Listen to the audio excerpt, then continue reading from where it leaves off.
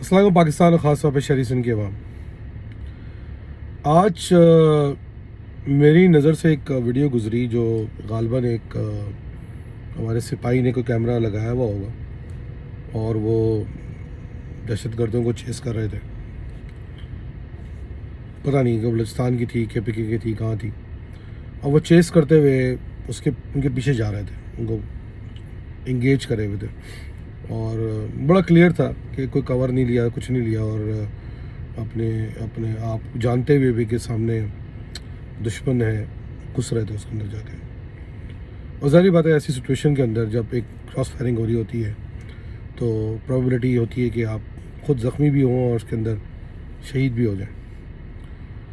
تو جب وہ سولجر بھاگ رہا تھا دشمن کی طرف تو وہ ظاہری بات ہے اس ارادے کے ساتھ بھاگ رہا تھا کہ میں نے اپنے سرزمین پاکستان کو پروٹیکٹ کرنا ہے, اس کو دشمنوں کے ہتھے نہیں چڑھنے دینا, چاہے وہ بیرونی ہو یا خارجی ہو.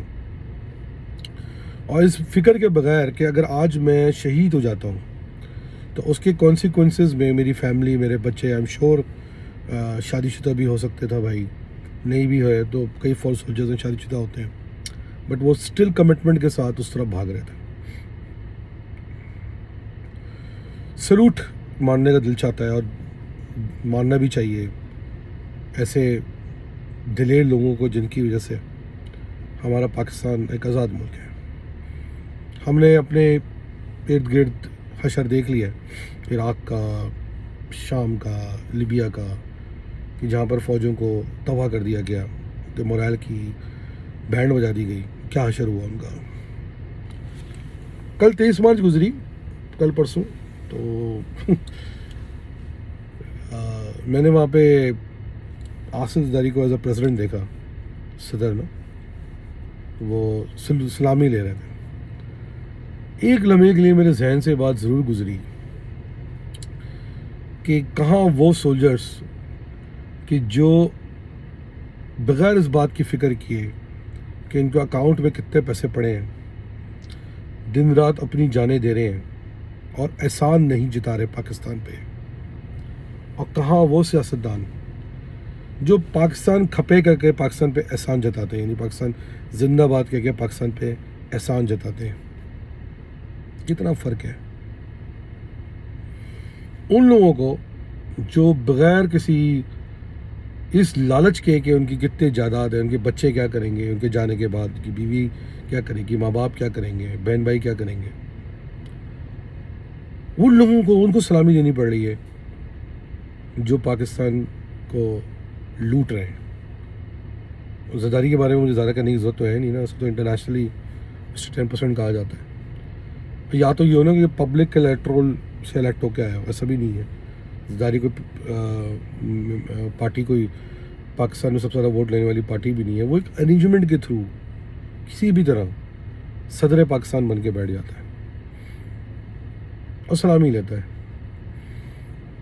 اسی طرح شاید آپ کا وزیر اعظم ہو. تو میں سوچ ہی رہا تھا کہ وہ جو سولجر ہے اس کے ذہن پہ کیا گزر رہی ہوگی کہ اتنا کچھ ہونے کے باوجود وہ کتنا کمٹمنٹ ہوگا کہ وہ اپنے مادر ملت کے لیے, مادر وطن کے لیے جان دینے کو تیار ہے. The least he can do is to sacrifice himself for the nation.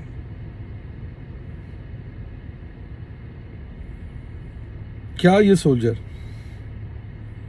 کیا یہ وہ لوگ جو پاکستان کو چلاتے ہیں ڈیزرو کرتے ہیں کہ ان کے اوپر ایسے حکمران ہوں؟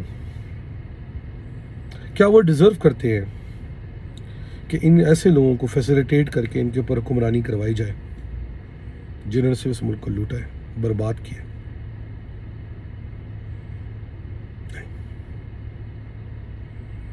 دنیا کے جتنے بھی ملک آج آپ اٹھا کے دیکھ لینا, اپنی وطن کی مٹی کی حفاظت کرتے ہوئے جس ریشیو کے ساتھ ہمارے آفیسرز, ہمارے سولجرز اور ہمارے سویلینز جانے دے رہے ہیں, شاید کوئی ملک بھی آج ایسا نہ ہو.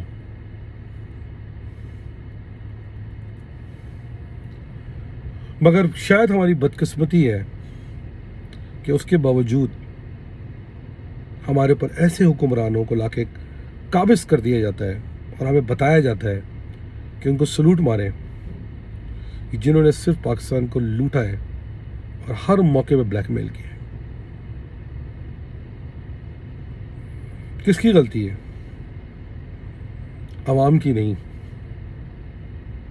اس سسٹم کی بھی غلطی ہے، اس اشرافیہ کی بھی غلطی ہے کہ جنہوں نے صرف ان جیسے لوگوں کو فیسیلیٹیٹ کیا ہے۔ کیا وجہ ہے کہ ایک شریف آدمی، ایک پڑھا لکھا آدمی، شاید جس کے پاس وسائل نہ ہو، وہ آج پاکستان کے ایوانوں میں کیوں نہیں بیٹھ سکتا؟ اور جہاں وہ بیٹھنے کی کوشش کرتا ہے، جب وہ کوشش کرتا ہے کہ وہ اوپر آئے سسٹم کے، اس کو غدار کہہ دیا جاتا ہے، چونکہ وہ اس سسٹم پہ سوال اٹھا رہا ہوتا ہے۔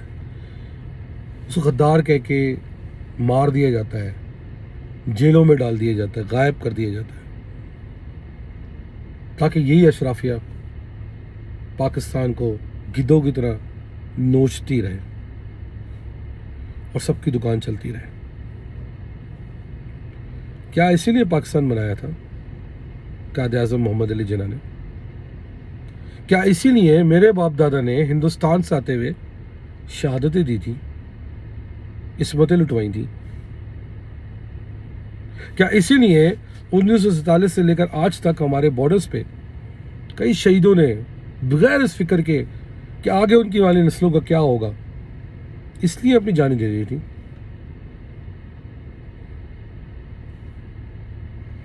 کیا سوچتے ہوں گے ہمارے بارے میں؟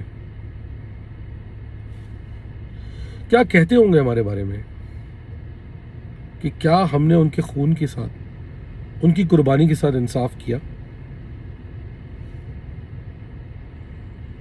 جو 23 مارچ گزرا، بڑا اچھا لگا کہ ہم نے اپنی طاقت دنیا کو دکھائی کہ ہم دنیا کو منہ دے سکتے ہیں، مگر کیا ہم منہ دے رہے ہیں؟ آج ہمیں ہمارے اندر سے ہی کھوکھلا کیا جا رہا ہے، اور پتہ نہیں کیوں ان طاقتوں کو جانتے ہوئے بھی کہ جو اس ملک کو کھوکھلا کر رہے ہیں، ہم ان کی نمود و نمائش پہ لگے ہوئے ہیں۔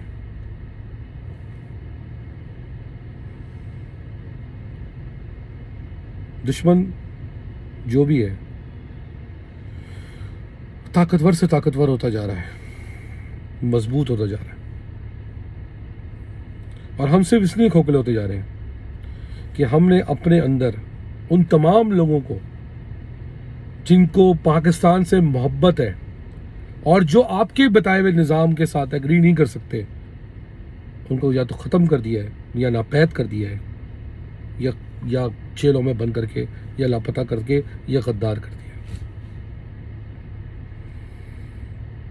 کتنے لوگ پاکستان سے نکل جائیں گے سر؟ سب نہیں نکل پائیں گے۔ اس ملک کو ہی صحیح کرنا پڑے گا، اس کے علاوہ کوئی راستہ نہیں ہے۔ ملک کے ادارے، ملک کی سرحدیں، ملک کی فوجیں قوم کے لیے ہوتی ہیں، اور قوم کی ذمہ داری ہے کہ وہ اپنی افواج کے پیچھے کھڑی رہے، مگر یہ ریلیشن شپ 2 وے ہونا چاہیے۔ میں ماضی میں بھی اپنی باتوں کی وجہ سے بہت نقصان اٹھا چکا ہوں، مگر سچ بولنا رک نہیں سکتا ہے۔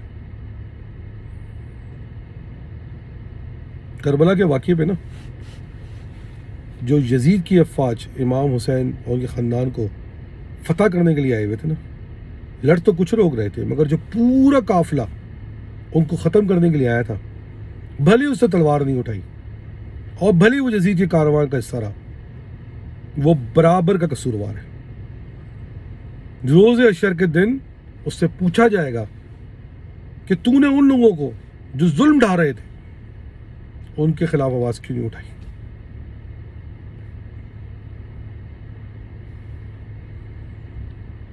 جو لوگ شہید ہو جاتے ہیں وہ امر ہو جاتے ہیں، مگر جو لوگ غلط کا ساتھ دے کے زندہ رہ جاتے ہیں، وہ زندہ تو رہ جاتے ہیں، مگر بس صرف زندہ رہتے ہیں، آخرت میں اپنا منہ کیا دکھائیں گے؟